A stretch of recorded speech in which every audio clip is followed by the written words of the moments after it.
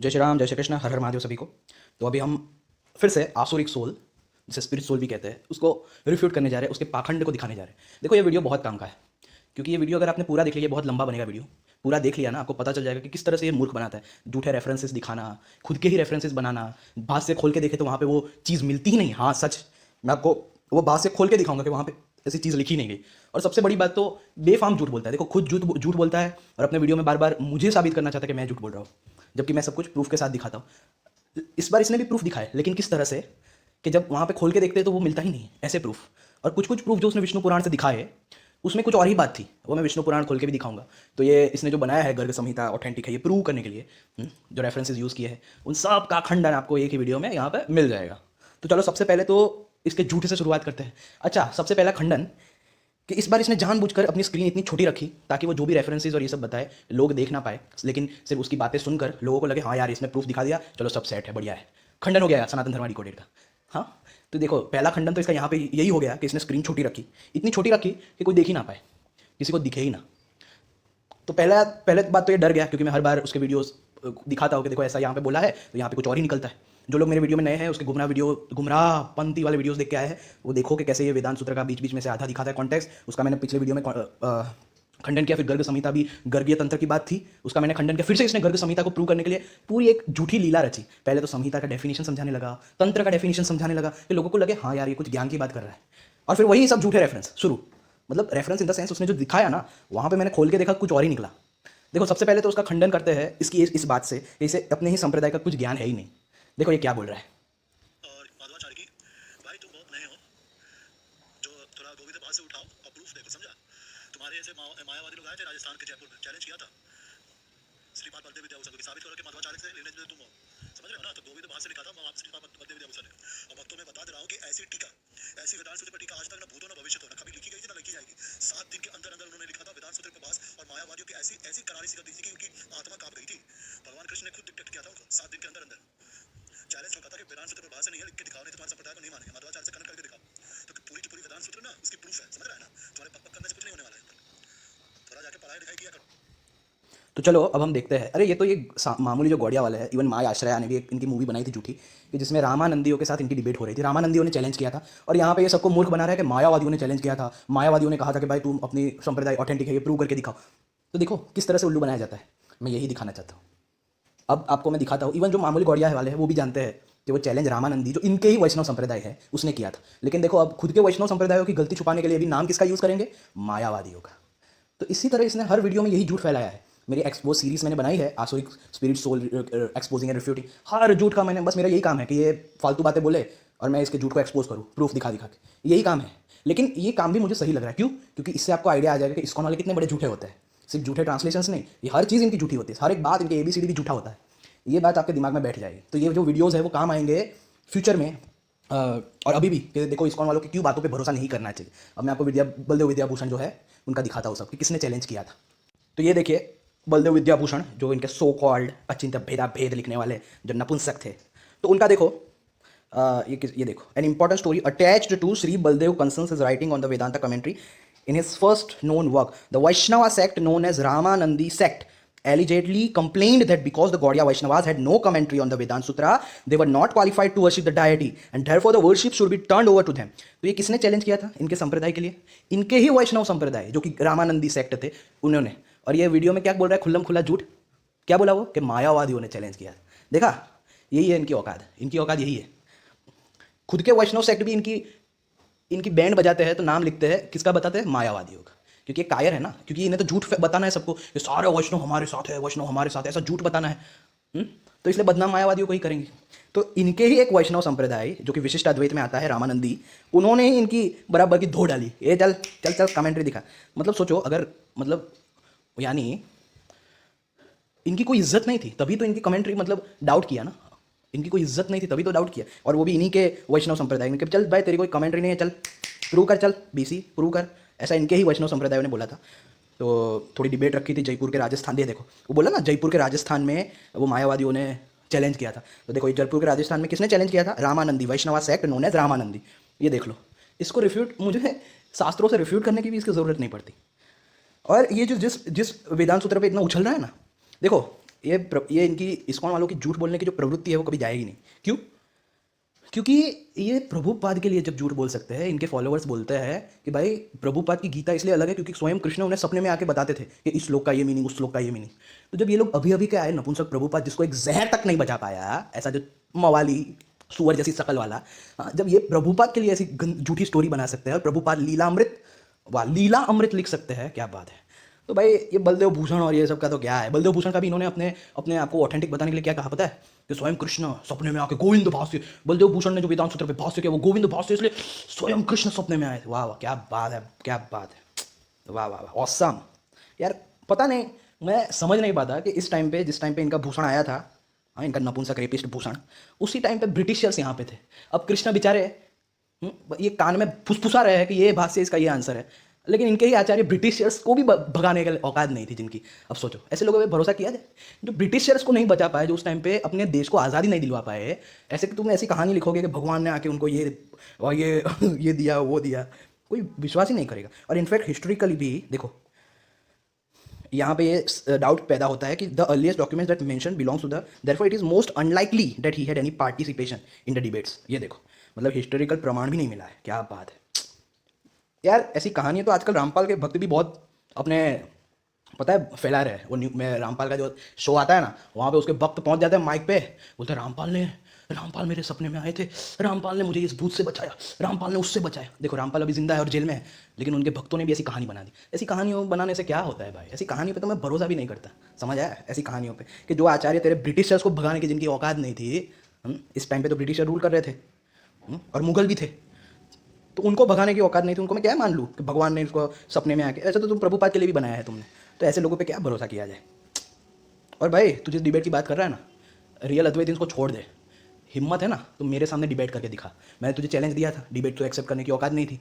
हाँ तो ये जो तू ढिंढोरा पीट रहा है ना कि ऐसा भाष्य कि भूतों न भविष्यति, वो अपनी मम्मी के कान में जाके चिल्लाना रात को, समझ आया, उसमें वही तेरे लिए सूटेबल है। चलो तो अब दूसरी बात का इसका खंडन करते हैं। देखो पहले तो स्क्रीन एकदम छोटी रखी ताकि लोगों को दिख ना पाए वो क्या बोल रहा है, वो ऐसा लिखा भी है कि नहीं वो दिख ना पाए, ऐसी रखी।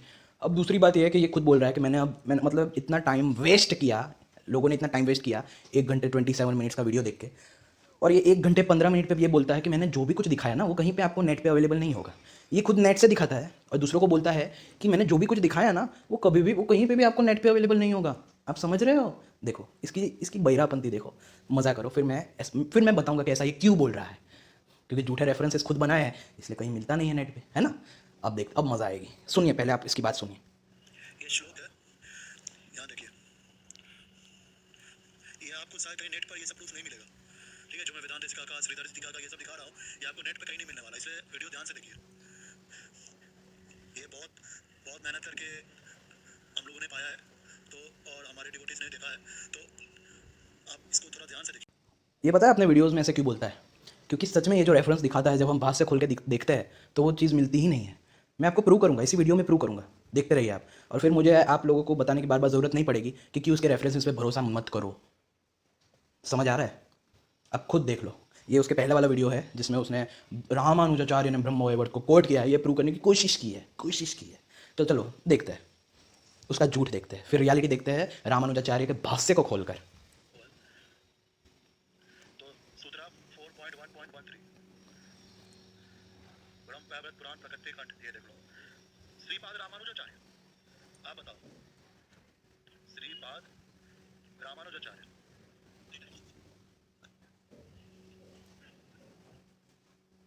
मतलब अगर लेटर एडिशन है तो कहाँ से पैदा हो रहा है ब्रह्मवैवर्त पुराण?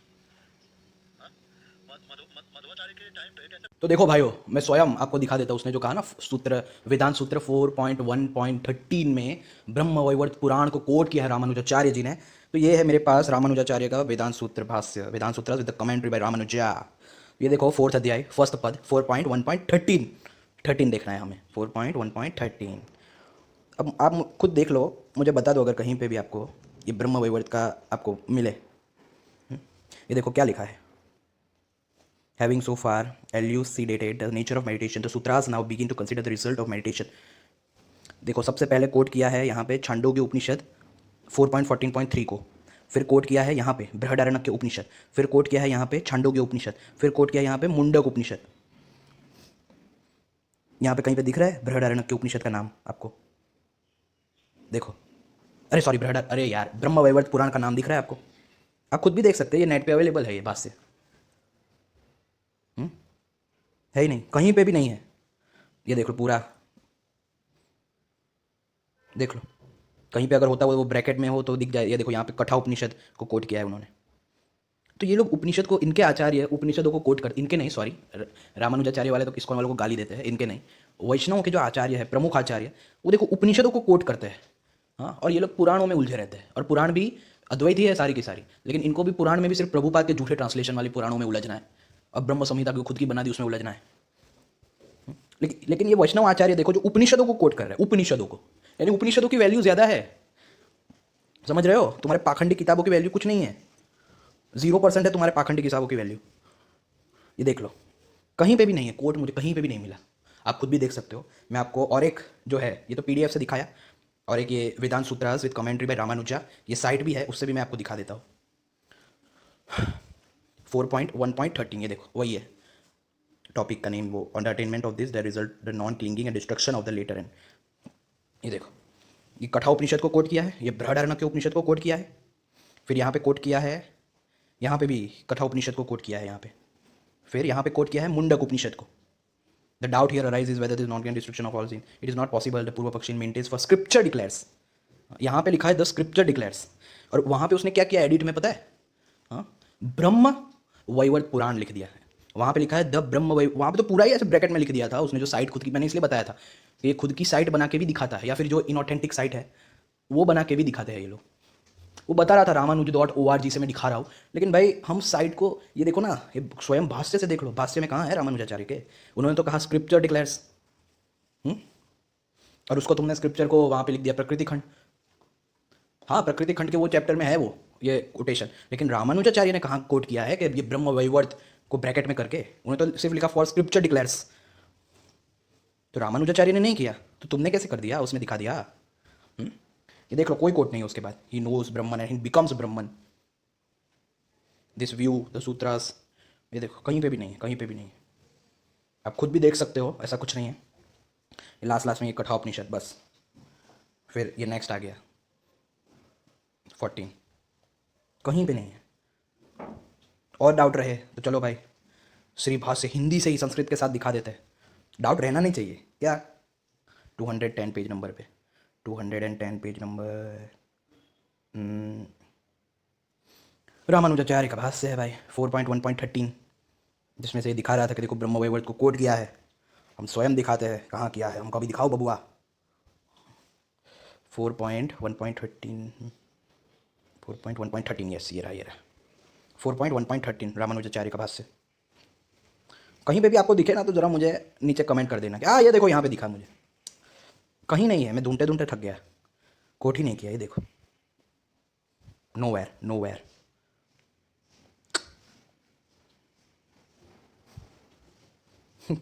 अब तो मैंने मेन भाष्य से दिखा दिया, अब तेरी साइट से भी महान है ये भाष्य। इसलिए मैं कह रहा था दोस्तों आपसे कि वो देखो, वो उसने ये भाष्य खोल के क्यों नहीं दिखाया था उस वक्त?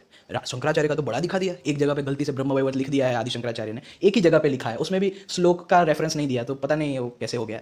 अगर वो इतनी इंपॉर्टेंट होती तो 2-3 बार उसको कोट करते ना आदि शंकराचार्य, और वो भी किस में लिखा है? विष्णु सहस्त्र नाम भाष्य में, जिसको कोई मतलब बहुत कम लोग ऑथेंटिक मानते हैं, वो मानते ही नहीं आदि शंकराचार्य का है। उसमें एक जगह पे ब्रह्म वैवर्त, उसमें भी वो वर्ष तो मतलब लिखा ही नहीं कि कौन से वर्ष में है। तो ऐसे जो कुछ कुछ श्लोक होते हैं जिसमें वर्ष नहीं लिखे होते, और कुछ कुछ तो ऐसे होते हैं कि साइट पे दिखते हैं, लेकिन हम जब भाष्य खोल के देखते हैं तो भाई हमें मिलता ही नहीं है। आप खुद भी देख सकते हो, ये तो श्री भाष्य 4.1.13 जो उसने बताया। देख भाई, ये तो खत्म आने आया, मुझे तो कहीं पे दिखाई नहीं ब्रह्म वैवर्त पुराण का जिक्र किया हुआ रामानुजाचार्य जी ने। अब माधवाचार्य ने किया होगा, क्योंकि क्या पता थोड़ी थोड़ी उस टाइम पे लिख दी, क्योंकि माधवाचार्य 13 सेंचुरी के हैं और ये ब्रह्म वैवर्त लिखी गई कंप्लीट हुई 14-15 सेंचुरी के बीच। तो हाँ, 100-200 श्लोक लिखे होंगे, तो उसमें से एक आ गया होगा, उसमें क्या बड़ी बात है? ये सब इतना वो नहीं है, क्योंकि ये तो लेटर एडिशंस होता ही रहता है, तो इससे तेरी बात प्रूव नहीं होती है। यहाँ पे तो जो तूने झूठा रेफरेंस दिया है, इसलिए दोस्तों मैं आपको हमेशा कहता हूँ, हाँ, कितने लोग मेरे कमेंट में भी कहते हैं कि भाई जब हम उसका वीडियो देखते हैं और रेफरेंस खोलते हैं तो हमें मिलता ही नहीं है, और अगर कोई चीज़ मिलती है तो वो पूरा कॉन्टेक्स्ट ही कुछ और होता है। हाँ दोस्तों, मैं तो कब का जानता हूँ, क्योंकि अब देखो, जब ये नपुंसक लोग खुद की पाखंडवादी प्रूव करने के लिए जब ये गलत ट्रांसलेशंस कर सकते हैं इतना बड़ा काम, गलत ट्रांसलेशन, वो भी अपने ही भगवान के शब्दों को बदलना। तो भाई ये सब तो मामूली बातें हैं, इसमें आश्चर्य की क्या बात है? इनका पूरा खानदान, इनके पूरे संप्रदाय ही ये बात के लिए जाने गए हैं, पाखंड मचाना। इसमें आश्चर्य क्या है? इन नपुंसकों को जिंदा है, यही महानता है, ये देवी देवताओं की महानता है, ये गौड़िया वाले जिंदा है। मैं तो ये तक बोलता हूँ। तो देखो पूरे भाष्य में मैंने दिखा दिया, कहीं पे नहीं। ये देखो 4.1.14 आ गया। अब तो आप खुद भी देख सकते हो, कहीं पे भी नहीं है ये।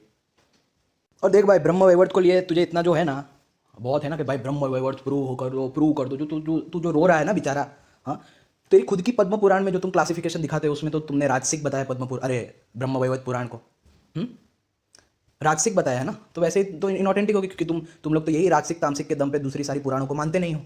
तो तुम्हारे बाप के दूसरे लोग नौकर है खुद, जो तुम लोग ऐसे पाखंड मचाते हो क्लासिफिकेशन का, हाँ, तो हम भी तुम्हारी माने। तेरे बाप के नौकर बैठे हैं बेंचोद। और अगर मानना मुझे तो कुछ नहीं है, मैं तो हर पुराण में मुझे तो पता है अद्वैत है। अब देखो अद्वैत, इन ब्रह्म वैवर्त में भी तो अद्वैत है। ये देख लो आप लोग, ये ब्रह्मखंड है, चैप्टर 28 है, ये पूरा चैप्टर अद्वैत पे है। तो मुझे तो ऐसा कुछ नहीं है कि भाई ये पुराण में शायद अद्वैत नहीं होगा इसलिए आप मना कर रहे हो, ऐसी बात नहीं है। अद्वैत तो हर जगह है, क्योंकि वो सनातन धर्म का इकलौता हिस्सा है। इनफैक्ट इसी ब्रह्म वैवर्त पुराण में पंचदेव उपासना स्वयं कृष्ण सिखा रहे हैं। हाँ, अगर रेफरेंस कभी चाहिए हो तो मुझे पूछना। पंचदेव उपासना कृष्ण सिखा रहे हैं, ये पांचों जो सगुण ब्रह्म है उसकी उपासना करो। और इसी ब्रह्म वैवर्त पुराण में कृष्ण की बहुत बड़ी स्तुति है माँ जगदम्बा के लिए। तो ये सब बातें भी है ही, इसमें एकत्व भी दिखाया गया है ब्रह्म वैवर्त पुराण में सभी देवी देवताओं का। तो मुझे इससे इतनी प्रॉब्लम नहीं है, लेकिन मैं इसको मान नहीं सकता क्योंकि इसमें इतनी गंदी बातें हैं मेरे इष्ट देव के लिए जो मुझसे सहन नहीं होती। ऐसा नहीं है कि इसमें कुछ ऐसी फिलोसॉफी होगी, ऐसी कोई बात ही नहीं है। और अगर तुझे इतना मानने का शौक है ना अपने ब्रह्म वैवर्त को, तो भाई ये ब्रह्म वैवर्त पुराण में जो कृष्ण जन्म खंड का 133 चैप्टर है, जिसमें Shrimad Bhagavata comprises of 18,000 verses, ये जो लिख दिया है, जो तुमने खुद ने पाखंड मचाया है ना कि भाई भागवत तो सब पुराणों के बाद उनको तसल्ली नहीं मिली लिखने के बाद, फिर नारद ने आइडिया दिया है चल भागवत लिख, तब उसने भागवत लिखी वेद व्यास जी ने। तो भाई यहाँ पे ब्रह्म वैवर्त पुराण लिखते वक्त भागवत में इतने श्लोक है, ये वेद व्यास जी को किसने बता दिया? उनका तो प्लान था ही नहीं, तुम्हारी कथा अनुसार उनका तो प्लान था ही नहीं भागवत लिखने का, और भागवत तो सबसे लास्ट में लिखी। तो भाई तुम ही लोग फंस जाते हो, मुझे इतना कुछ है नहीं। और फिर ये भी तो मानना पड़ेगा ना कि Brahma Vaivarta is consider to be the essence of all Puranas. अपनी भागवतम को फेंक दो, क्यों तुम्हें सिर्फ तुम्हारी कुछ कुछ बातें माननी है? अगर मानना है तो पूरा मानो। ये ब्रह्म वैवर्त जो कह रही है कि भाई कहाँ गया वो, ये नारद या वशिष्ठारात्र और ये सब, ये बस ब्रह्म संहिता के लिए तुम्हें इतना वो है कि तुम्हें मानना है। तो भाई इसी में शिव संहिता, प्रहलाद संहिता भी। शिव संहिता तो पूरी अद्वैत है, हाँ, शिव संहिता। तो तुम्हारी ब्रह्म संहिता अगर तुम्हें प्रूव करनी है तो ये साथ में शिव संहिता भी है। शिव संहिता तो पूरी अद्वैत है। तो भाई जब एक सेक्टेरियन ग्रंथ प्रूव होता है ना, वहाँ पे दूसरों के भी हो जाते हैं, और वो दोनों ऑपोजिट बिलीफ वाले भी होते हैं। समझ आया? तो ये आदत है नपुंसकों की, खुद के ही पैरों पे कुल्हाड़ी मारना। तो भाई अगर ब्रह्म वैवर्त को मानना है तो ये भी मान ले कि Bhagavata is not the top most but your Brahma Vaivarta Purana is, क्योंकि ब्रह्म वैवर्त पुराण कहती है कि ये सब में टॉप मोस्ट है। फिर तो तुम्हें ये जो तुम बोलते हो ना वैष्णवानाम यथा शंभु, उसकी जगह बोलना होगा कि सनत कुमारों में, अरे वैष्णव में सनत कुमार श्रेष्ठ है। फिर शिव तो ज्ञानियों में श्रेष्ठ है, शिवा अमंग द इंटेलेक्चुअल्स। तो ये सब भी अपने प्लान्स बदलने पड़ेंगे। अगर ये सब प्लान बदलोगे तो ही ब्रह्म वैवर्त को मानो। तुम्हारे कुछ कुछ बातें मनाने के लिए पूरी नहीं, ऐसा तो अभी चलने ही नहीं वाला। तुमने बहुत मूर्ख बना दिया तुम्हारे सुअर कुत्तों को। समझ आया? मेरे सामने तो डिबेट करना है ना, तो भाई पूरी ऐसी ये सब बातें भी माननी पड़ेगी, तभी मानो कि हाँ सच में मानते हो। पर सिर्फ ब्रह्म संहिता को प्रूव करने के लिए, जो कि लेटर एडिशन है, उसको प्रूव करने के लिए तुम्हें इतना जो चस्का चढ़ा है ब्रह्म वैवर्त का। खैर चलो, वैसे भी अगर ब्रह्म संहिता को तुम लोग मान भी लो तो भी वेद ही अथॉरिटी है ना। कहते तो है कि वेद श्रुति उपनिषद के अलावा मतलब उसके विरोध में कुछ हो कि जो उपनिषद में ना हो लेकिन दूसरे फालतू कुत्तों जैसे ग्रंथों में प्राप्त होते हो तो उन्हें मान्य नहीं किया जा सकता। हाँ तो चलो ब्रह्म संहिता तुम्हारी मान भी ले तो भी बस उसकी उतनी ही बात मानी जाएगी जो श्रुतियों में होगी, बात खत्म। हमें तो ऐसा कुछ नहीं है। समझ आया? और इसी ब्रह्म वैवर्त पुराण में अद्वैत है। ये जरा चैप्टर देख लेना, ब्रह्मखंड का चैप्टर 28 पूरा का पूरा अद्वैत है ये। समझ आया? चलो और कुछ। तो भाई गर्ग संहिता, जो कि मैंने अपना एक वीडियो बनाया था जिसमें मैंने इसका झूठ पकड़ा था कि देखो ये गर्ग तंत्र की बात है, गार्ग्य तंत्र जो वास्तुशास्त्र की बुक है उसको ये गर्ग संहिता से जोड़ रहा है, मैंने वो बनाया था। तो इस बार इसने क्या किया पता है? बहुत चालाकी की। इस बार इसने जो पहले तो वो मतलब समझाने लगा कि जो देखो नियो होते हैं ना उनको ये सब का मतलब नहीं पता होता। ये देखो उसमें उसका कोई सेक्टेरियन बुक होगी लक्ष्मी तंत्र नाम की। भाई ऐसे तंत्र तुम्हें दिखाने हैं तो मेरे पास तो करोड़ों है भाई। शैव शाक्तो गणपतियों के भी तंत्र ले आऊँगा मैं। अगर तुम्हें, जब तुम नपुंसक लोग हार के अपने सेक्टेरियन ग्रंथों की चूत के पीछे छुपना जो तुम्हारा जो ये तरीका है ना, तो हम भी ला सकते हैं भाई। क्या क्या लिखा है कुलार नवा तंत्र और ये सब में तुम्हारे लिए। हाँ मैं बोलूँगा ना हंसी आएगी लोगों को तुम पे। ऐसी ऐसी बातें लिखी कुलार नवा तंत्र और ये सब में तुम जैसे चुत्तियों के लिए, पता है, द्वैतवादियों के लिए। तो अगर तुम्हें तंत्रों की ही शरण में जाना है तो तंत्र तो अद्वैत से भरे पड़े हैं भाई। तंत्र इज़ द बिगेस्ट वो तो सबसे बड़ा अद्वैत का खजाना है। खैर चलो, तो इसने फिर से उल्लू बनाने की कोशिश की, उसका खंडन करते हैं। जो लोग उल्लू बन गए, इसके गधे सुअर लोग, उनकी बात तो नहीं है, लेकिन जो लोग सच में उसकी बातों से गुमराह हो गए, जो सच्चे खोजी है, ऐसे लोगों के लिए ही मैं वीडियो बनाता हूँ। उनके सुअरों के लिए तो उन्हें तो कोई स्वयं भगवान नहीं समझा सकते, मैं क्या समझाऊंगा। तो ये वीडियो वो सुअरों के लिए नहीं होते, वो तो नपुंसक नपुंसक ही रहेंगे। समझ आया? बाइबल कुरान वालों को जितना भी समझा दो ना, वो वैसे के वैसे ही गवार लंपट, हाँ ऐसे रहते हैं। तो उसकॉन वाले भी वैसे ही है बाइबल कुरान जैसे। तो उनके लिए तो वीडियो बनता ही नहीं है, लेकिन जो सच में खोजी है वो लोग गुमराह हो जाते हैं, उनके लिए मैं ये वीडियो बनाता हूँ। तो भाई देखते हैं, देखो इसने कितनी चालाकी से पहले तो बोलता है ये सारे जो मैंने बुक्स वो उसने जो दिखाए कहीं पे आपको अवेलेबल नहीं होंगे बेटा, कहीं पे भी नहीं होंगे, बहुत मेहनत से हम लोग लाए। लेकिन वो सारी की सारी बुक मुझे मिल गई, नेट पे ही मिल गई। आर्चिव में ही वो सारी रात्र रक्षा और वो सब बुक्स अवेलेबल है। ये पता नहीं कहाँ क्या खा पी के आते हैं, खुद को क्या समझते क्या है कि इनको ही वो बुक अवेलेबल। तो भाई इसने यहाँ पे बहाना दिया कि भाई देखो ये जो पंचरात्र होते हैं उसमें ये होता है वो होता है, फिर इसलिए ये हमारे मतलब यहाँ पे गर्ग तंत्र यानी गर्ग संहिता की बात है, कोई वास्तुशास्त्र वाला गर्ग तंत्र नहीं है। अच्छा ये बात है, चलो हम देखते हैं।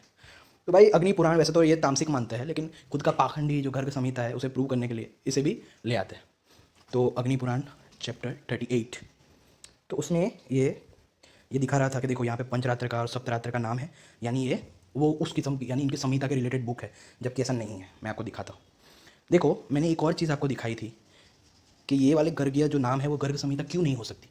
उसका सबसे बड़ा कारण मैंने दिखाया था कि ये पूरा चैप्टर भी खुद वास्तुशास्त्र के रिलेटेड है। कि देखो इसमें लिखा है कि इवन कहाँ गया, and other places and near the reverse Brahma at the centre of the city, अग्नि ये सब साउथ ईस्ट में रखना चाहिए इमेजेस, टेम्पल इस तरह से बनने चाहिए उस तरह से बनने चाहिए। तो ये पूरा चैप्टर ही वास्तुशास्त्र के ऊपर है।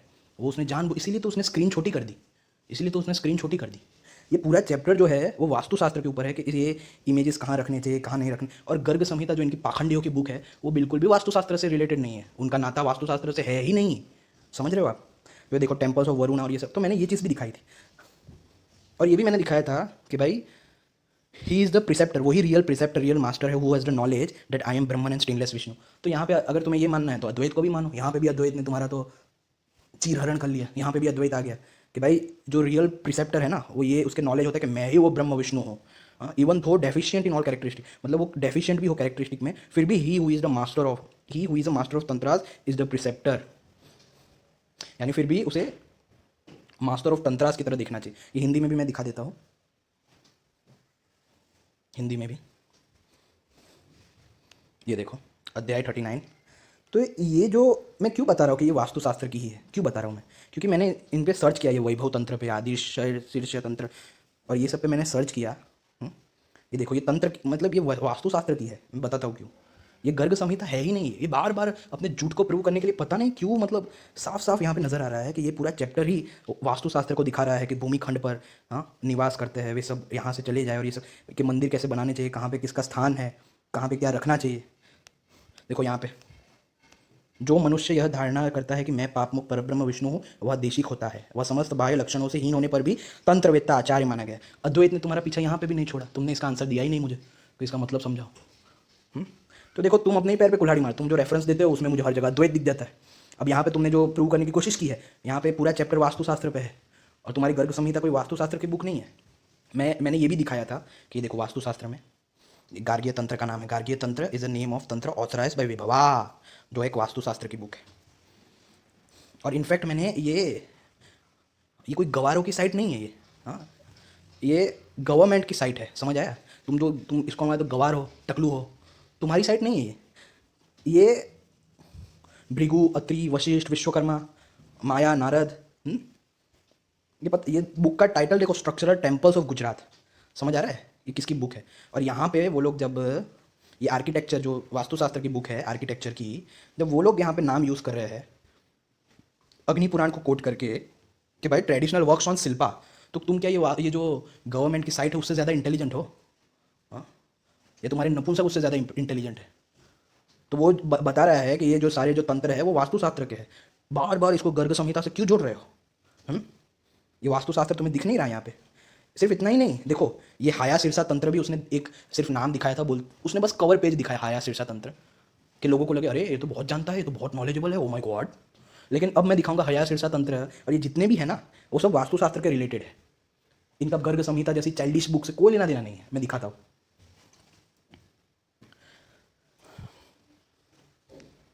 ये देखो, ये सब गवर्नमेंट हया सिरसा,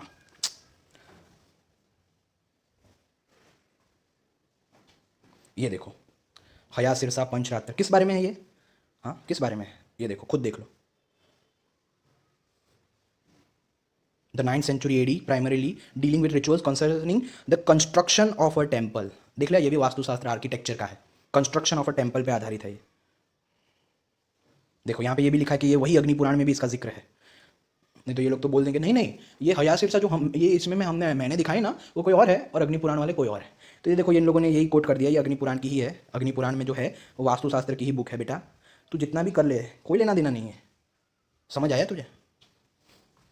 और ये देखो वैदिक वास्तु, इसमें भी ये देखो वैदिक वास्तु, इसमें भी नाम है।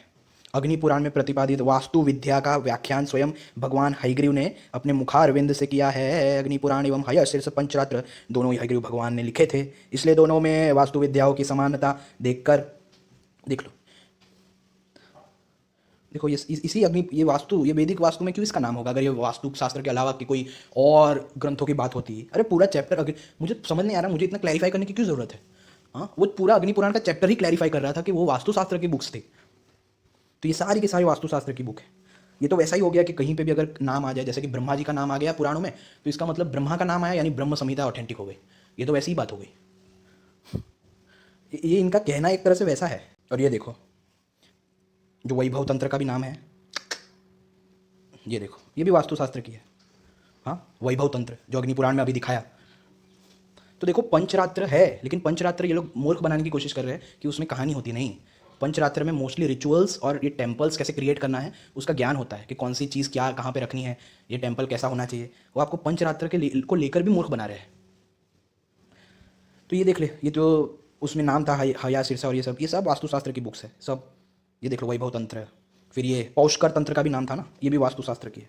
तो इसलिए वो गार्ग्य तंत्र भी वास्तुशास्त्र की बुक है, तुम्हारी चाइल्डिश बुक नहीं है।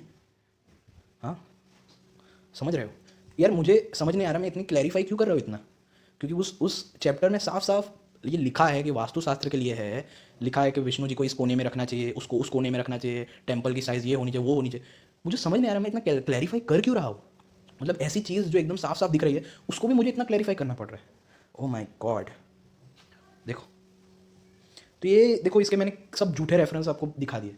अब आप खुद सोचो मैं क्यों हर वीडियो में बोलता हूँ कि इस्कॉन वालों की वो ABCD भी बोले तो वो भी इनऑथेंटिक ही होगा, ऐसा समझ लो। इन लोगों ने ऋग्वेद में भी ऐसे ट्रांसलेशन किया है। हाँ ऋग्वेद में कृष्ण और राधा को घुसा दिया, सोचो सोचो, मतलब हद है। और उसका रियल ट्रांसलेशन देखना कुछ और ही निकलता है। जैसे ये एक जगह पे हिरण्यमयी जो है उपनिषद में, वहाँ पे उन्होंने चैतन्य महाप्रभु को फिट कर दिया कि देखो चैतन्य महाप्रभु के लिए ये वर्ष है। तो जो लोग ऐसी हरकतें कर सकते हैं उनकी बातों को मूल्य ही क्यों देना भाई? मुझे तो ये समझ नहीं आता, मुझे तो ये सच में समझ नहीं आता। तो देखिए पूरा मामला ये है, वो दिखा रहा था कि भाई देखो एक जगह पे पंचरात्र रक्षा नाम की किसी वेदांत देशिका ने बुक लिखी है। इनके रामानुजाचार्य जो है, इनके नहीं सॉरी विशिष्टाद्वैत के रामानुजाचार्य के लाइनेज में एक आचार्य हुए। तो वो बोलता है देख तेरा खंडन कर दिया। अब उसने वो जो दिखाया ना, सिर्फ श्लोक में इतना लिखा था वासिष्ठ गार्ग्य, फिर नीचे एक शब्द और था, उसके बाद था संहिताम शरणम, बस इतना दिखाया। अब उसमें क्या लिखा क्या नहीं हमें कैसे पता। और दूसरी इंपॉर्टेंट चीज़ मैं दिखाना चाहता हूँ कि भाई गर्ग संहिता 2 है, is the name of 2 Sanskrit text. ISKCON वाले अभी तक नहीं बता रहे थे आपको, मैं बता रहा हूँ।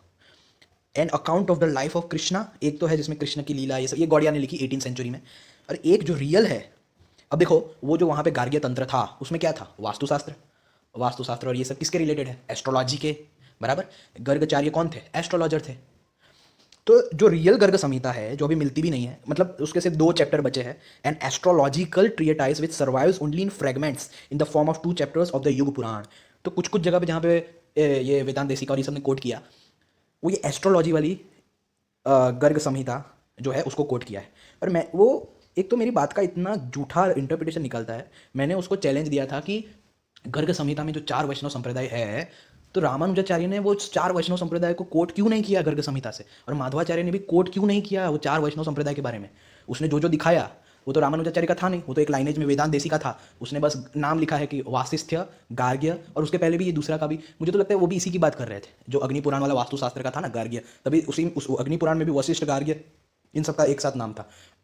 शरणम, वो पंचरात्र रक्षा की बुक थी, तो उसमें ये था कि इनकी शरण में, यानी जो गार्ग्य तंत्र है, हया शीर्षा है, जिसमें वास्तुशास्त्र के बारे में है कि भाई टेम्पल्स ऐसे बनाने चाहिए। तो वो रक्षा का मतलब क्या है, पंचरात्र रक्षा, कि हमारे जो विष्णु के मंदिर है, क्योंकि पंचरात्र इज अ वैष्णव आगमास, विष्णु जी के मंदिर कैसे बनने चाहिए, तो उसके लिए इनका ही अनुसरण करना चाहिए। तो देखो, वास्तुशास्त्र से रिलेटेड होता है एस्ट्रोलॉजी। गार्गाचार्य कौन थे, एस्ट्रोलॉजर। तो कुछ एक दो जगह पे जहाँ पे गर्ग संहिता का नाम आ भी रहा है, तो वो इसकी बात की गई है, जो ज्योतिष है, ज्योतिष वाली जो गर्ग संहिता है एंड एस्ट्रोलॉजी, क्योंकि यहाँ पे लिखा है is the name of 2 Sanskrit text, यानी 2 संस्कृत टेक्स्ट का नाम है। अब इन पाखंडियों की क्यों नहीं हो सकती, वो मैं दिखाता हूँ। क्योंकि इनमें ना एस्ट्रोलॉजी है ना वास्तुशास्त्र है। ये देखो इनकी जो बुक है, इसमें देखो क्या क्या लिखा है। गोलोक खंड, मैं इसलिए कह रहा था कि इनऑथेंटिक क्यों है, क्योंकि इसमें वास्तुशास्त्र जैसा कुछ है ही नहीं। हाँ, ये गोलोक खंड है, गोलोक में ये हुआ वो हुआ, फिर ये वृंदावन खंड, वृंदावन में ये हुआ वो हुआ, गिरिराज खंड, गिरिराज लीला। तो यानी वो दूसरी जो मैन्युस्क्रिप्ट है, जो अभी 18th सेंचुरी में प्राप्त हुई, जो मैंने आपको दिखाया था 18th सेंचुरी, फिर से मैं दिखा देता हूँ। इसलिए वो बोल रहा था कि ये सब जो मैं दिखा रहा हूँ ना, वो कहीं पे आपको मिलेगा नहीं, क्योंकि उसकी चोरी पकड़ी जाएगी, कि वो दूसरी गर्ग संहिता की बात थी, जो कि एक एस्ट्रोलॉजिकल या वास्तुशास्त्र के रिलेटेड है। अब ये जो गर्ग संहिता गर्गाचार्य के नाम से पाखंडियों ने जो लिखी है, उसमें दूर दूर तक वास्तुशास्त्र का कोई लेना देना है ही नहीं। ये तो सब लीला है, बताए कृष्ण ने ये किया वो किया, गोलोक था वो था, यहाँ पे नाचे वहाँ पे कूदे, ये कहानी वाली जो ये गर्ग संहिता है, इसमें एस्ट्रोलॉजी, अरे सॉरी, वास्तुशास्त्र का दूर दूर तक कोई लेना देना है ही नहीं। देखिए, मैंने उसी वीडियो में गर्ग संहिता वाली वीडियो जो है वो देख लीजिए, मैंने बहुत विस्तार से ये सब बताया था। फिर से मैं बता रहा हूँ, क्योंकि उसने फिर से गुमराह करने की कोशिश की लोगों को।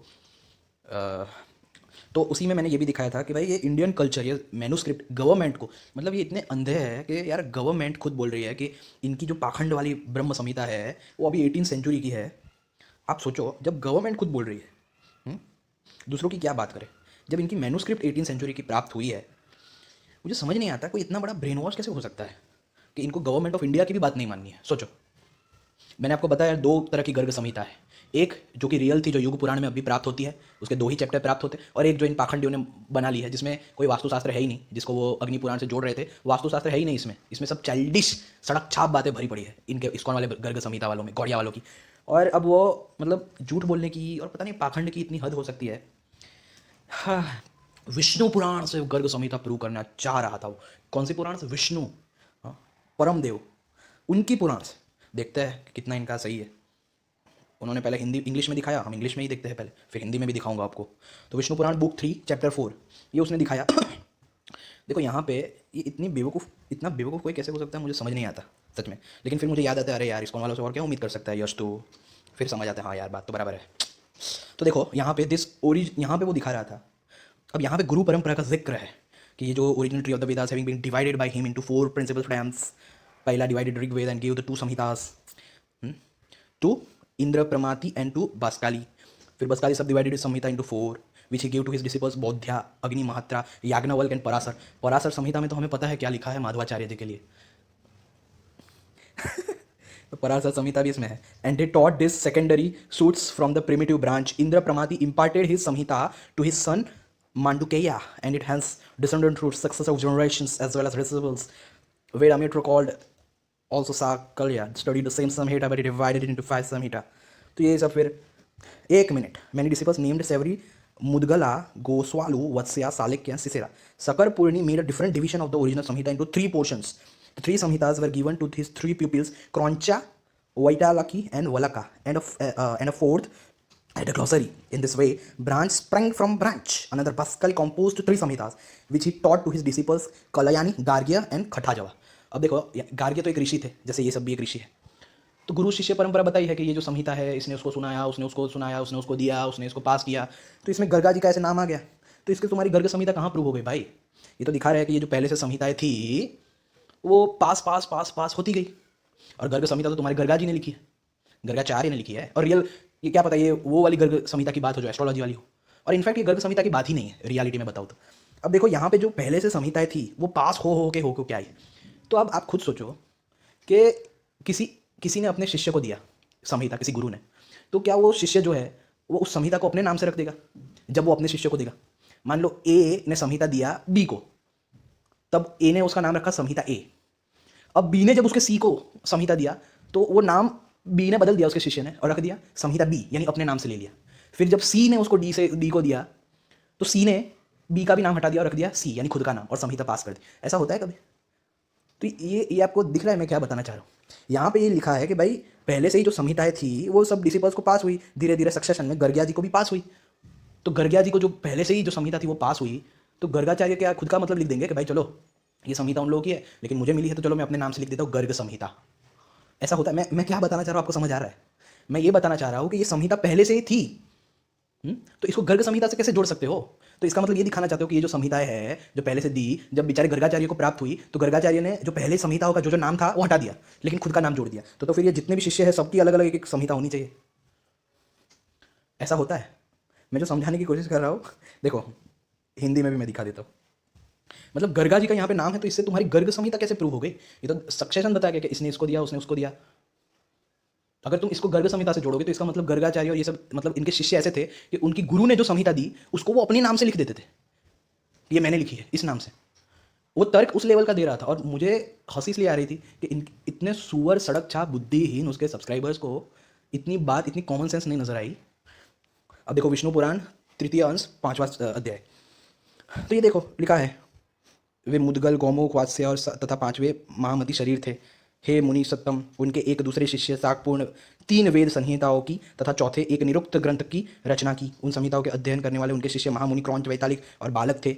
एक चौथे शिष्य वेद वेदांग के पारगामी निरुक्तकार हुए। इस प्रकार वेद रूपी वृक्ष की प्रतिशाखाएं और 3 संहिताओं की रचना हुई। फिर उन संहिताओं के पढ़ने वाले शिष्य काला यानी गार्ग्य तथा कथा जो थे। इस प्रकार जिन्होंने संहिताओं की रचना की वे बस यहाँ पे ऐसा लिखा है वो संहिताओं को पढ़ने वाले यानी उनको ये मिली थी। तो इसमें ये कैसे प्रूव हो गया तेरा? ये गर्ग संहिता की बात हो रही है जो गर्ग जी ने लिखी। आपको मैं बता रहा हूँ ये कॉमन, ये इसको इसी तरह इन लोगों ने अपनी पाखंड मचाया है, इसी तरह यकीन मानो इसी तरह मचाया है। हाँ, अब यहाँ पे शिष्यों की बात इसको मिली तो यानी गर्ग जी ऐसे थे कि भाई पहले से ही जो संहिता मिली है उसको मैं अपने नाम से लिख दूँ गर्ग संहिता करके। और मान लो गर्ग संहिता लिखी भी हो तो वो तो एस्ट्रोलॉजी वाली है क्योंकि गर्गाचार्य एक एस्ट्रोलॉजर है। और जो अग्निपुराण है वो तो गार्ग्य तंत्र तो विभा ने लिखा है जो कौन है? वास्तुशास्त्र वाले। और वो वास्तुशास्त्र का ही है क्योंकि वहाँ पे मैंने हया सिरसा तंत्र का भी दिखाया कि वास्तुशास्त्र की बुक है। वैभवा तंत्र पौष्कर तंत्र का भी मैंने दिखाया। तो ये बात है, देखो इस तरह से आपको गुमराह करते हैं। मतलब यहाँ पे गार्ग्य का नाम है तो इसका मतलब गार्ग्य संहिता ही होगी। हाँ, जबकि लिखा है कि संहिता है जो है वो गुरु शिष्य परंपरा से आई, इसको मिली उसको मिली, उसने उसको दी उसने उसको दी उसने उसको दी, ये मिलके गार्ग्य के पास भी आई, दूसरे ऋषियों के पास भी आई। उसमें क्या है अभी? ये पता नहीं, मुझे ऐसे चाइल्डिश टाइप के वीडियोस भी बनाने पड़ेंगे। मैंने कभी सोचा नहीं था। आप सोचो जो व्यक्ति उपनिषदों की लेवल की बुक्स पढ़ता है, अष्टावक्र भूगीता योग वशिष्ठ जैसी हाई क्वालिटी बुक्स में रहने वाला व्यक्ति ऐसी चाइल्डिश बातों पे वीडियो बनाएगा, ये तो मैंने सपने में भी नहीं सोचा था सच में। लेकिन लोग गुमराह ना हो जाए इसलिए मुझे बनाना पड़ रहा है, यानी वरना ऐसे फालतू सड़क छाप लोगों को तो क्या बोलो अभी मैं। मेरा राज चले तो ऐसे लोगों को तो जिंदा रहने का भी अधिकार नहीं है जो लोगों को गुमराह करते हो। सच में अगर मेरा राज एक बार चल गया ना, I will be like Hitler. सच में जो अद्वैत के खिलाफ होगा ठड़ाप, जैसे हिटलर ने क्या किया था, जितने भी जूस थे सब चाइल्डिश बिलीवर्स उन सबको उड़ा डाला था और उसने भगवत गीता की बेस पे सब बताया था। चाइल्डिश लोगों को मार ही डालना चाहिए क्योंकि क्योंकि फिर ये ऐसे करके पाखंड मचाते, भगवान के नाम पे धंधा करते हैं। इसलिए मुझे ये अब्राहमिक सोच वाले लोग ही नहीं पसंद। अगर किसी ने मुझे एक बार बना दिया ना, I will be the next Hitler. इन लोगों के लिए, सनातन धर्म के लिए तो मैं अच्छा साबित हो जाऊंगा क्योंकि फिर से जो रियल सनातन धर्म है उसकी स्थापना करूंगा। लेकिन ये जो चाइल्डिश लोग हैं ना, अब्राहमिक सोच वाले, जो बच्चों से भी गए गुजरे सुअर लोग, उनके लिए तो मैं हिटलर के समान ही हूँ। क्योंकि मार मार के अंडमान निकोबार और इंडिया के बीच में जो नदी है, हाँ, सी में सब मिल जाएंगे। द्वारका की नगरी मिल जाएगी कभी, मतलब पूरी की पूरी नगरी मिल सकती है फ्यूचर में, लेकिन इनको ऐसे फेंकूंगा कि मिलेंगे ही नहीं। और मुझे ऐसा बोलने में कोई शर्म ही नहीं है क्योंकि ये सच में ऐसा मेरा भाव है जब मैं ऐसी हरकतें इनकी देखता हूँ। चलो इसका लास्ट खंडन जो इसने मधुसूदन सरस्वती का भक्ति रसायन दिखाया। अब ये देखो, ये इनकी गलत इंटरप्रिटेशन करने की आदत कभी जाएगी नहीं, कभी नहीं जाएगी। ये तो मैं 1000 बार बता दूँ वीडियो में, कभी नहीं जाएगी। अब ये मेरे वीडियो को अभी दिखा रहा था कि मैंने जिसमें जो क्या कहते हैं, ब्रह्म वैवर्त पुराण के जो गंदी गंदी बातें दिखाई थी गोलोक की, कि किसी के भी साथ ये हो गए वो हो गए, वो ब्रह्म वैवर्त की बात थी। और वहाँ पे मैंने कोट किया था गोलोक को, गोलोक जो कि ऊपर है, इनके हिसाब से ऊपर है कहीं पे, उसको कोट किया था।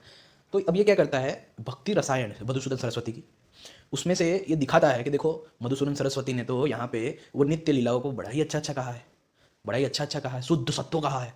और तुम कह रहे हो कि वहाँ पे ये होता है वो होता है। तो देखो उसने 2 बात जॉइंट की। अब मधुसूदन सरस्वती यहाँ पे वृंदावन लीला की बात कर रहे हैं, जो कि भागवत में भी है, अच्छी तरह से है। तो वृंदावन लीला को वो ब्रह्म वैवर्त में जो गोलोक का जिस तरह से वर्णन, इंटरपोलेशन जो गौड़िया वालों ने किया है, उसके साथ वो जोड़ रहा है। उसमें तो गंदा था ही। मैंने भागवत के लिए कब बोला कि भागवत में जो वृंदावन लीला है वो गंदी होती है? तो इसी तरह ये गलत इंटरप्रिटेशन हर वीडियो में करता है। आप खुद सुन लो, फिर मैं आपको दिखाऊंगा वो भक्ति रसायन में लिखा क्या है। कि वहाँ पे बोला कि रासलीला की ये की वो की, यहाँ पर लिखा हुआ किंतु वृंदावन भगवान का नित्य धाम है। वहाँ की प्रत्येक लीलाएं सूर्य सत्व विराजमान है, लीलाएं में सूर्य सत्व विराजमान है। मतलब मधुसूदन सरस्वती का कहना है कि वृंदावन गोलोक भगवान की जितनी लीलाएं हैं उनमें शुद्ध सत्व है, उन पर ये नहीं है जो ये सेक्सुअलिटी उसमें घुसाना चाह रहा है ना। ये बताता है कि इसका आप खुद देख लो, मेरे पास जो उसने खोला है वही है, भक्ति रसायन मधुसूदन सरस्वती, जिसका ट्रांसलेशन इन्होंने किया जनार्दन शास्त्री पांडे ने। ये वही पेज है जो वो दिखा रहा था, वैकुंठ। तो इसमें देखो क्या लिखा है, इसमें गोलोक नहीं लिखा, इसमें श्री वृंदावन लिखा है। और वो मधुसूदन सरस्वती जी यहाँ पे जो वृंदावन लीला थी, यहाँ पे धरती पर, उस लीला की बात कर रहे थे। ये जानबूझकर उसको गोलोक वृंदावन लिख बोल रहा था, ताकि लोगों को लगे कि अच्छा ये मधुसूदन सरस्वती जी ने भी गोलोक को मान लिया, ओ माय गॉड। लेकिन ये देखो ये क्या लिखा है, वैकुंठ में, द्वारिका में और श्री वृंदावन में वह रति क्रम से मधु त्रिवा, मध्य त्रिवा और तीव्र त्रिवा अर्थात अति त्रिवा अनुभव की जाती है। विवृति जिस प्रकार प्राकृत, मध्यम और उत्तम ये भक्तों की 3 श्रेणियां कही है, उसी प्रकार उत्तम भक्त की भी भगवद विषयक रति में मृदु त्रिवा, मध्य त्रिवा और तीव्र त्रिवा भेद से तारतम्य होता है। इसी को स्थान भेद से प्रकृत कारिका में दिखाया गया है। वैकुंठ श्री विष्णु का धाम है, विष्णु लक्ष्मी के पति है, वहाँ कामना का संसर्ग होना स्वाभाविक है, इसलिए वह मृदु त्रिवा रति का स्थान है। द्वारका में भगवान ने राजस लीलाएं की है, वहाँ अहंकार का संसर्ग है, अतः मध्य त्रिवा रति है। किंतु वृंदावन भगवान का नित्य धाम है, वहाँ की प्रत्येक लीला में शुद्ध सत्व विराजमान है। वृंदावन की बात की है, गोलोक की कहाँ बात की है? अब तुम बोलोगे कि वो गोलोक को भी गोलोक वृंदावन बोला जाता है, तो वो तो तुम लोग बोलते हो ना। हम तो यहाँ पे जो बात हो रही है वो यहाँ के वृंदावन की बात हो रही है, जो यहाँ पे धरती पे मौजूद है। क्योंकि हमें कोई वो चाइल्डिश बिलीफ है नहीं, समझ में आया, कि वहाँ पे जाके रासलीला करेंगे ऊपर गोलोक में जाके। ऐसी चाइल्डिश बिलीफ हमारे में नहीं है। ऐसी कामनाएं तुम्हारे अंदर ही होती है, ऐसी कामना तुम्हारे, क्योंकि तुम लोग नपुंसक हो ना, बहरा छाप हो, इसलिए गोपी भाव लेके बैठ जाते हो। तो यहाँ पे शुद्ध, इसलिए उनके साथ श्रीमद विशेषण लगाया गया है। तो ये देखो, वृंदावन की लीला में माधुर्य रस की निर्भतिरिणी प्रवाहित हुई है। वृंदावन की बात है, यहाँ पे गोलोक लिखा ही नहीं है। वो बार बार अपने वीडियो में गोलोक गोलोक बोल के वो बोल रहा था कि तूने जो सी वाली गाली ये गौड़िया वालों को दी, अब वो वही गाली तू मधुसूदन सरस्वती को दे, क्योंकि उन्होंने भी यहाँ पे कह दिया कि वृंदावन की लीला जो है। तो भाई मैंने वृंदावन की लीला की बात ही नहीं की, और वो भी मैंने जो बात वहाँ पे वो ब्रह्म वैवर्त की बात को इससे जोड़ रहा है। ब्रह्म वैवर्त में तो मैंने दिखाया था वो क्या क्या लिखा है वो। और वो अगर वो वीडियो ना देखा हो तो आप लोग देख लीजिए, बहुत ही शर्मजनक वो वीडियो है, बहुत ही शर्मजनक वो वीडियो है। वो क्या कहते हैं, ब्रह्म वैवर्त इज़ ऑथेंटिक और नॉट, फिर गर्ग संहिता इज़ ऑथेंटिक और नॉट। मैंने इसके हर एक पाखंड का खंडन किया है, आज भी मैंने कर दिया। अब उसका ये जो रिसेंट वीडियो देख के बहुत खुश हो गए थे लोग, उसके बेवकूफ़ लोग, अरे वाह वाह खंडन कर दिया। अब ये वीडियो देख के उनकी औकात पता चल जाएगी कि उनका वो कितने झूठे हैं। मैंने इसके सारे झूठे रेफरेंसेस, झूठे कोट्स, यहाँ तक कि इसे इतना भी नहीं पता था कि वहाँ पे बलदेव भूषण को चैलेंज मायावादियों ने किया था या इनके ही वैष्णव संप्रदाय रामानंदियों ने किया था। जिसको इतना तक का ज्ञान नहीं है, वो अपने वीडियो में हर बार कहता है कि अब तो मैंने सोच लिया तेरे पे वीडियो ही नहीं बनाऊंगा, कौन टाइम पास करे, कुछ पता ही नहीं है। वो इस तरह से साइकोलॉजिकल इफेक्ट डालता है लोगों पे कि अरे ये तो बहुत बड़ा ज्ञानी है, इसके पास टाइम ही नहीं है। लेकिन ये 1 नंबर का सुअर है, बोलो इस पर भरोसा कैसे करे? क्योंकि जो व्यक्ति हर वीडियो में बोलता है कि अब ये अंतिम वीडियो, अब तो मैं वीडियो ही नहीं बनाऊंगा, और वो हर एक मेरे वीडियो के बाद फिर से बना देता है, अपने झूठे रेफरेंसेस दिखाता है। बोलो ऐसे लोगों को भरोसा कर सकते जो अपनी बात पे ही ना रहे? हाँ, मैंने जब डिबेट के लिए आमंत्रण किया था, औकात थी नहीं, पता था हम जीत नहीं सकते, क्योंकि हम तो ये झूठे रेफरेंसेस के दम पे लोगों को मूर्ख बनाते हैं। वहाँ पे तो झूठे रेफरेंसेस हम प्रेजेंट कर नहीं पाए। अब बुक तो है ही नहीं, हम इतने भिखारी है कि हमारे पास तो बुक तो है ही नहीं, सब बार बार साइट में से ही दिखाते हैं। हम भिखारियों के पास बुक भी नहीं है, डिबेट में क्या करेंगे? डिबेट में एक मोबाइल शुरू रखेंगे तो ऑनलाइन अगर कोट करना होगा, देखना होगा, कहाँ से देखेंगे? तो आपको मैंने फिर से दिखा दिया कि कैसे ये झूठे रेफरेंसेस दिखाता है। सबसे मेन तो वो विष्णु पुराण वाला था कि जहाँ पे गर्ग संहिता ऐसे कुछ लिखा नहीं था, लेकिन उसने किस तरह से पूरी बात को प्रस्तुत किया। हाँ, फिर रामानुजाचार्य का जहाँ पे वो दिखाया उसने, लेकिन भाष्य खोलने पे वहाँ पे वो रेफरेंस था ही नहीं ब्रह्म वैवर्त पुराण का। तो ये ऐसे ही है, और भी ऐसे मैं इसके ऐसे वीडियोज़ लाऊंगा। और जो लोग गुमराह हो रहे हैं उसके वीडियोज़ से, और कुछ ऐसे बड़े जो पाखंडी, इनके नीच और नपुंसक जो फॉलोअर्स है, वो बहुत उड़ रहे हैं कि देखो ये बंदा जो है सनातन धर्म का खंडन कर रहा है। वो कोई खंडन नहीं है। और जो ऐसे लोग अगर आपको वीडियो भेजे तो उनको बता देना कि ऐसे लोगों के ही विध्वंस के लिए मैंने उसके देखो उसके हर एक पाखंड का खुलासा किया है। तो वो जितना मेरे ऊपर वीडियो बनाएगा उससे डबल ट्रिपल मैं बना दूंगा। हाँ, जिनको भी मेरे ऊपर भरोसा है उनका भरोसा मैं टूटने नहीं दूंगा। तो ये एक प्लेलिस्ट ही मैंने बना दी है, एक्सपोजिंग आसुरिक स्पिरिट सोल एंड रिफ्यूटिंग। तो आप इसे, जो भी कोई उसके पाखंड से फंस जाता है, हाँ, और आपको परेशान करता है कि देखो इसने सनातन धर्म का खंडन कर दिया, ऐसा आपको परेशान करता है, क्योंकि इनके नपुंसक फॉलोअर्स को और कुछ औकात नहीं है। हाँ, इनके 200-300 साल के जो रंडी माँ की पैदाइश आचार्य थे, उन्होंने भी यही काम किया, गलत गलत कॉन्टेक्स्ट दिखाया।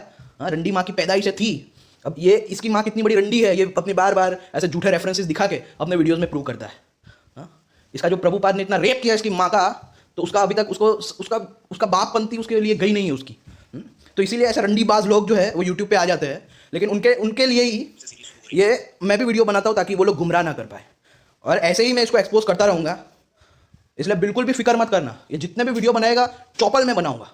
और फिक्र मत करो, ये अपने इस्कॉन को ही एक्सपोज करा रहा है कि ये लोग झूठे रेफरेंसेस देते हैं। मेरे वीडियोस देख के उन्हें यही पता चल जाएगा कि इस्कॉन वाले झूठे रेफरेंसेस दिखाते हैं इस तरह से, तो ये अपने ही इस्कॉन का नाम डुबा रहा है। इसलिए बिल्कुल भी चिंता मत करो, इस रंडी माँ की नपुंसक पैदा इसको जितना भी बनाना है बना दो, बनाने दो।